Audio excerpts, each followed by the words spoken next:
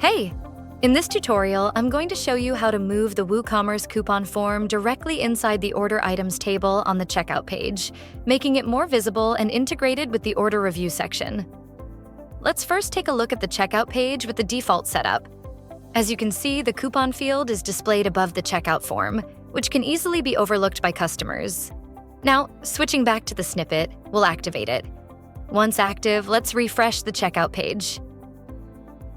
Here, you'll notice the coupon form has now moved inside the order items table, right before the subtotal. Let's see it in action. Click on the Apply Coupon link to expand the field. I'll enter a sample coupon code and hit Apply Coupon. The discount is applied instantly, updating the order totals perfectly without any page reloads. And that's it. With this snippet, your WooCommerce checkout is cleaner, and the coupon field is now fully integrated with the order summary, improving the user experience for your customers.